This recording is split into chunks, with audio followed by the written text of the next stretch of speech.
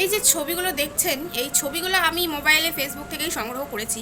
আমি একটা ভিডিও দেখছিলাম, ভিডিও দেখতে দেখতে এই ভিডিওটা চলে আসে। তো আমি আমার ফোনে স্ক্রিন রেকর্ডিং কী করে করতে হয় আমি জানি না, ওই জন্য স্ক্রিন রেকর্ডিং আমি করতে পারিনি। তো এই ছবিগুলো আমি স্ক্রিনশটের মাধ্যমে তুলে রেখেছি। তো দেখেন কিভাবে একটা ফ্যাক্টরিতে শুয়োরগুলোকে মানে বেঁচে থাকা অবস্থাতেই এভাবে ফেলে দিচ্ছে, কিভাবে নৃশংসভাবে হত্যা করছে। তো এই যে পাপগুলো তারা করছে, তারা কি একবারও পরের জন্মের কথা ভাবছে না? এই যে পাপের ফল যে কতটা ভয়ানক তার উদাহরণ হচ্ছে কি স্বয়ং পিতামহ ভীষ্ম। পিতামহের ভীষ্মের মা ছিলেন গঙ্গাদেবী, যে গঙ্গাতে স্নান করলে নাকি পাপ ধুয়ে যায়। তো গঙ্গাদেবী নিজের পুত্রের পাপ কিন্তু ধুতে পারেনি। তাই আমি বলবো যে পাপ কাউকে ছাড়ে না। কিন্তু পিতামহ ভীষ্ম কি এমন পাপ করেছিল যার জন্য তাকে কুরুক্ষেত্রের যুদ্ধে 58 দিন তীরবদ্ধ অবস্থায় পড়ে থাকতে হয়েছিল, তীরবিদ্ধ অবস্থায়। তো জেনে নেওয়া যাক পিতামহ ভীষ্ম কি পাপ করেছিলেন। যখন কুরুক্ষেত্রের যুদ্ধে পিতামহ ভীষ্ম তীরবিদ্ধ অবস্থায় পড়েছিলেন, তখন তিনি স্বয়ং শ্রীকৃষ্ণকে জিজ্ঞেস করলেন যে শ্রীকৃষ্ণ, আমি কি এমন পাপ করেছি যার জন্য আমাকে এতটা কষ্ট সহ্য করে প্রাণ ত্যাগ করতে হচ্ছে। তখন শ্রীকৃষ্ণ বললেন যে ভালো করে ভেবে দেখো তুমি কি পাপ করেছো। তখন পিতামহ ভীষ্ম বললেন যে আমি 7 জন্মে এমন কোনো পাপ করিনি যার জন্য আমাকে এতটা কষ্ট পেতে হবে। তখন শ্রীকৃষ্ণ বললেন তুমি ভালো করে ভাবনা চিন্তা করে বলছো তো?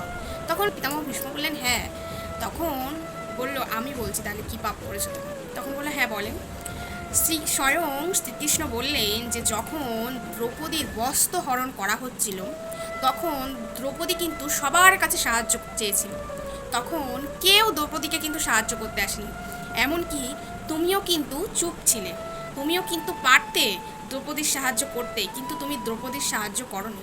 এই যে অন্যায়কারীর সামনে তুমি যে চুপ ছিলে, তাতে কি তুমি অন্যায়কারীদের সমান অংশীদার হয়ে গেছো অপরাধের।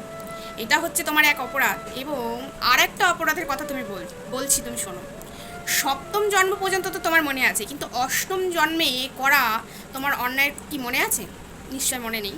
তাহলে আমি বলছি, 8ম জন্মে তুমি ছিলেন এক অহংকারী রাজা, এবং এতটাই অহংকারী তুমি ছিলে, একদিন তুমি রথে করে যাচ্ছিলে, যাওয়ার সময় তোমার রথের চাকার কাছে একটি সাপ পড়ে যায়।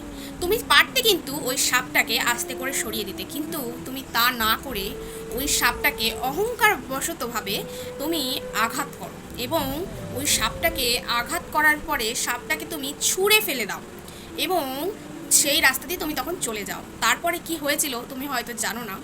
সেই সাপটা একটি কাঁটাযুক্ত গাছের সাথে আটকে যায়, এবং কাঁটাযুক্ত গাছের সাথে আটকে থেকে 58 দিন পর্যন্ত আটকে থেকে প্রচণ্ড কষ্টে প্রাণ ত্যাগ করে, এবং প্রাণ ত্যাগ করার আগের মুহূর্তে ভগবানের কাছে বিচার চায় অন্যায়কারী, যে তার সাথে যে অন্যায় করা হয়েছে তার যেন বিচার হয়।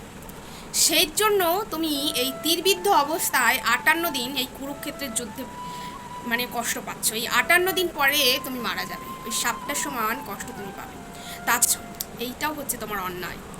এই জন্য কি বলা হয়েছে যে আমাদের কি পাপ কাউকে ছাড়ে না। পিতামহ ভীষ্ম এত জ্ঞানী, এত ত্যাগী হওয়া সত্ত্বেও পিতামহ ভীষ্ম কিন্তু তার কর্মের ফল ভোগ করেছে। তাহলে আমরা তো সামান্য মূল্যহীন মানুষ, তাহলে আমরা আমাদের কর্মফল থেকে কি কখনো উদ্ধার হতে পারবো? কখনোই উদ্ধার হতে পারবো না। তো আমাদের এই যে পিতামহের ভীষ্মের এই কাহিনীটা থেকে আমাদের কিন্তু শিক্ষা নেওয়া উচিত, এবং আমাদের কি করা উচিত? পাপ কর্ম থেকে খুব তাড়াতাড়ি বেরিয়ে আসা উচিত, আমাদের প্রায়শ্চিত্ত করা উচিত। কেন? পাপ কাউকে ছাড়ে না। এই যে শুয়োরটাকে প্রচণ্ড কষ্ট দিয়ে তারা হত্যা করছে, তার ফল কিন্তু তাদেরকে পেতেই হবে, এবং সেটা কি হবে এর থেকেও 10 গুণ বেশি ভয়ানক।